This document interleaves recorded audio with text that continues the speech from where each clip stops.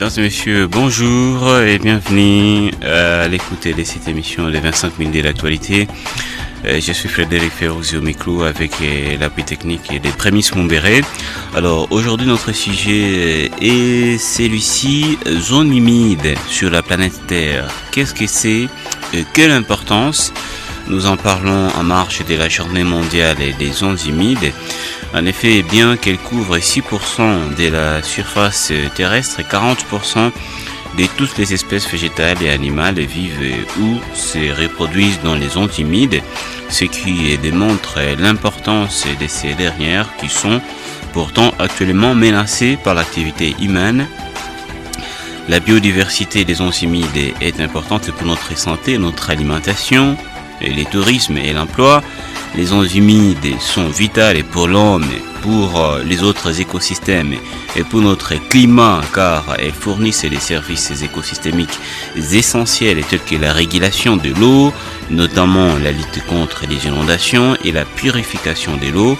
Plus d'1 milliard de personnes dans le monde dépendent des zones humides pour leur subsistance, soit environ une personne sur 8 sur la planète Terre. Nous recevons à ce sujet Faustin Nebonné, il est acteur environnemental et chercheur en pathologie humaine et environnement. Monsieur Faustin, bonjour, merci d'avoir accepté notre invitation. Merci aussi de m'avoir encore invité, c'est vraiment un plaisir d'être encore là. Merci Faustin Nebonné. Alors la première question, je voudrais qu'on s'intéresse et qu'on s'attarde un peu sur les zones humides et on va également en profiter pour voir les sortes en fait des zones humides. Nous allons mettre un focus sur la RDC pour savoir est-ce que au Congo en RDC nous réunissons toutes les zones humides ou nous avons certaines et d'autres sont ailleurs dans le monde.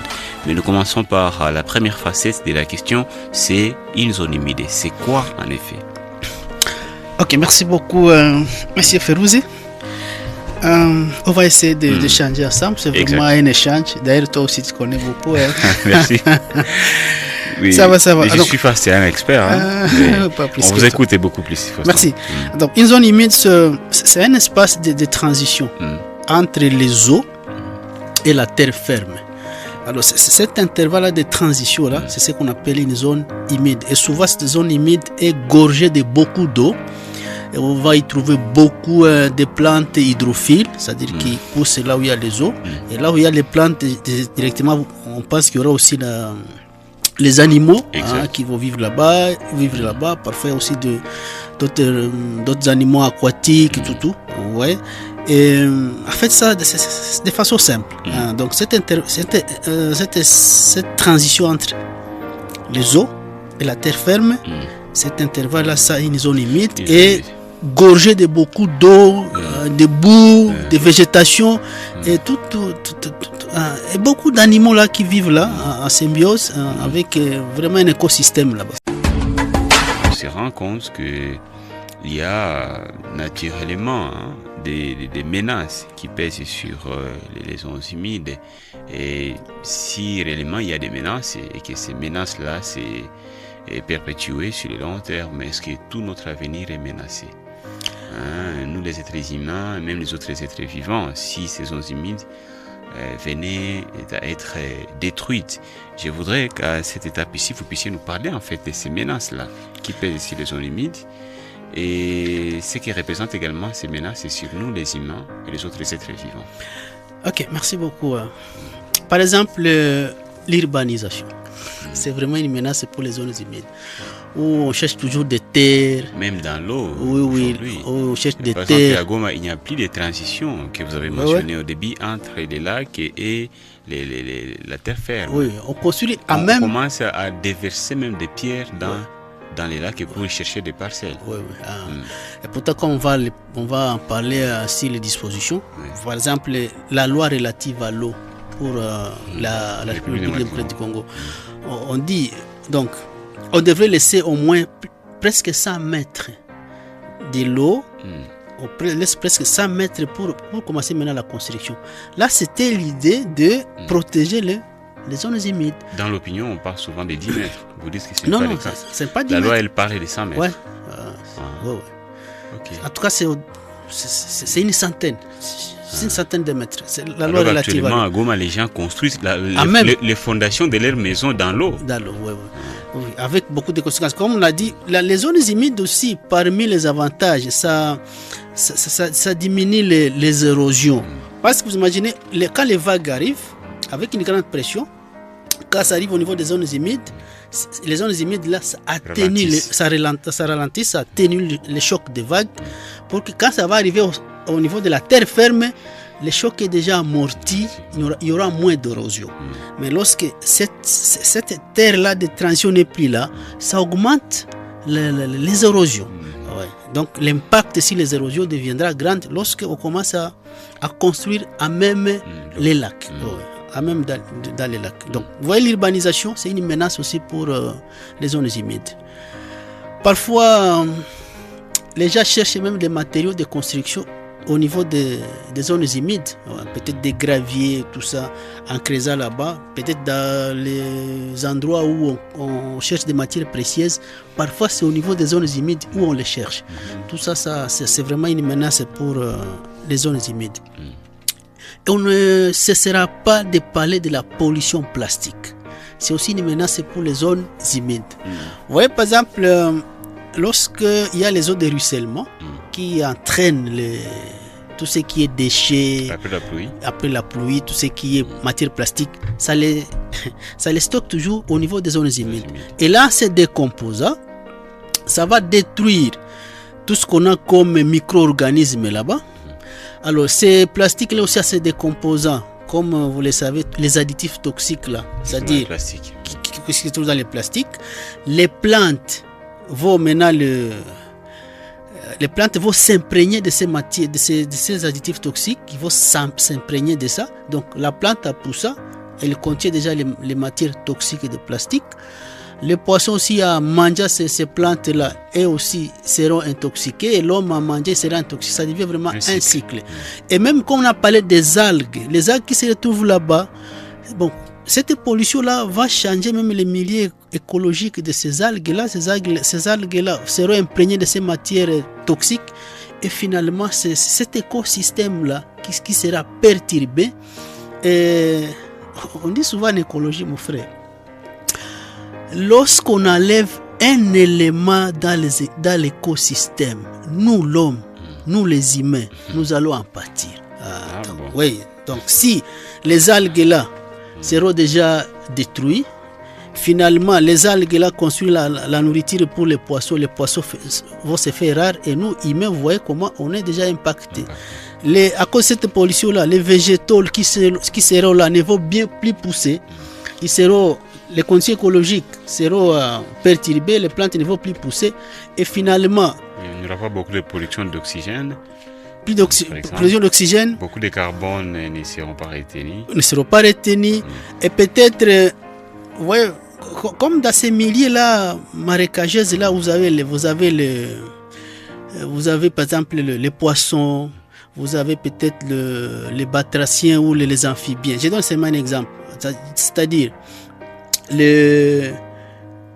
peut-être les poissons mangent les amphibiens là, peut-être et les serpents aussi viennent mangent soit les amphibiens ou les poissons. Maintenant, si on a perturbé là, dans ces milieux là des zones humides, c'est perturbé par l'homme à cause de la pollution, c'est-à-dire qu'il n'y aura plus les poissons, ni les amphibiens, ni les végétaux, et les serpents qui sont là, ils vont partir où? Il faut maintenant chercher l'homme. Se réfugier dans nos maisons. Dans nos maisons maintenant. Venir chercher peut-être les rats, et en cherchant les rats, il va encore nous piquer.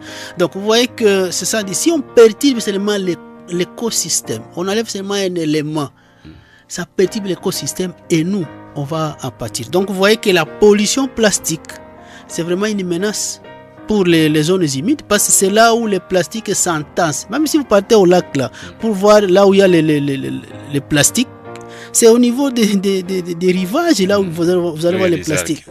Les plastiques, ça s'entasse.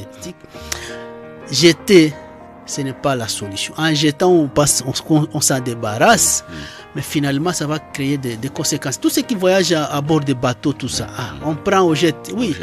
Quand on a jeté, peut-être dans les faits, pas dans les grands lacs, là où on est, ça finit toujours au rivage. Ça va finir au niveau des rivages, au niveau des zones humides. Donc, de tels comportements responsables, écologiques, petit à petit, ça peut nous aider petit à petit à protéger les zones humides. Oui.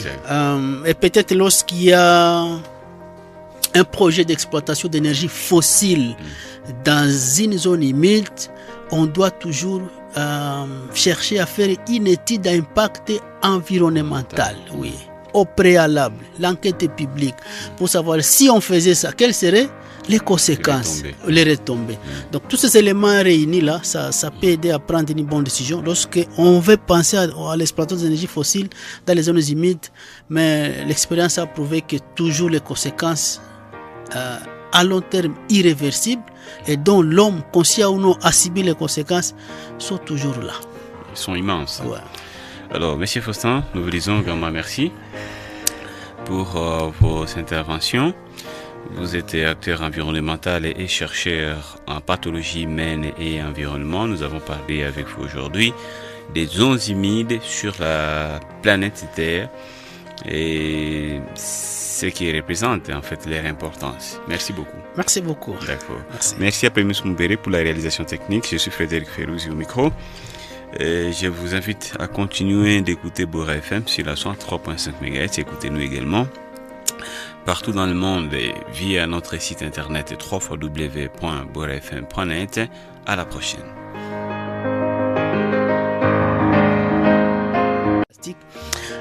Jeter, ce n'est pas la solution. En jetant, on s'en débarrasse, mais finalement, ça va créer des conséquences. Tous ceux qui voyagent à bord de bateaux, tout ça, on prend, on jette. Oui. Quand on a jeté, peut-être c'est dans les faits, pas dans les grands lacs, là où on est. Ça finit toujours au rivage. Ça va finir au niveau des rivages, au niveau des zones humides. Donc, de tels comportements responsables, écologiques, petit à petit, ça peut nous aider petit à petit à protéger les zones humides. Oui. Et peut-être lorsqu'il y a un projet d'exploitation d'énergie fossile dans une zone humide, on doit toujours chercher à faire une étude d'impact environnemental, oui, au préalable, l'enquête publique, pour savoir si on faisait ça, quelles seraient les conséquences, les retombées.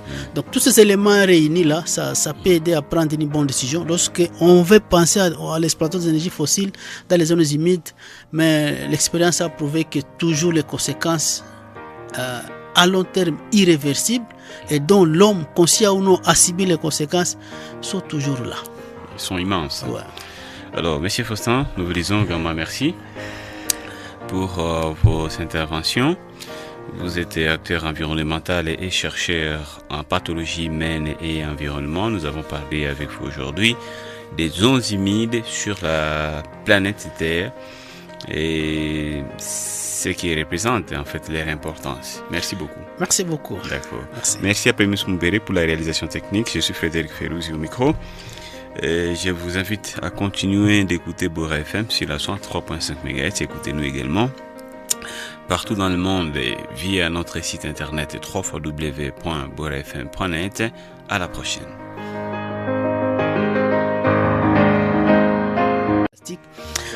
Jeter, ce n'est pas la solution. En jetant, on s'en débarrasse, mais finalement, ça va créer des conséquences. Tous ceux qui voyagent à bord de bateaux, tout ça, on prend, on jette. Oui. Quand on a jeté, peut-être c'est dans les faits, pas dans les grands lacs, là où on est. Ça finit toujours au rivage. Ça va finir au niveau des rivages, au niveau des zones humides. Donc, de tels comportements responsables, écologiques, petit à petit, ça peut nous aider petit à petit à protéger les zones humides. Oui. Et peut-être lorsqu'il y a un projet d'exploitation d'énergie fossile dans une zone humide, on doit toujours chercher à faire une étude d'impact environnemental, oui, au préalable, l'enquête publique, pour savoir si on faisait ça, quelles seraient les conséquences, les retombées.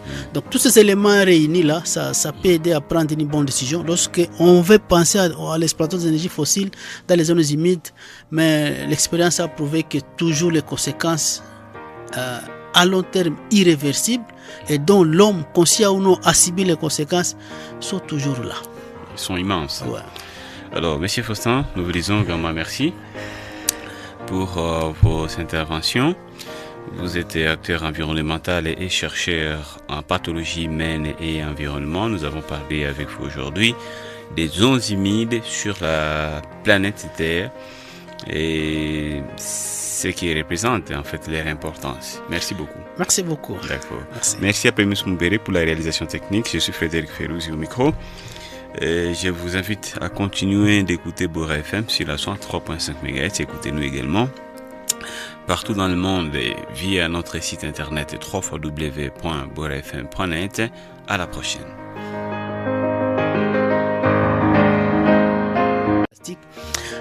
Jeter, ce n'est pas la solution. En jetant, on s'en débarrasse, mais finalement, ça va créer des conséquences. Tous ceux qui voyagent à bord des bateaux, tout ça, on prend, on jette. Oui, quand on a jeté, peut-être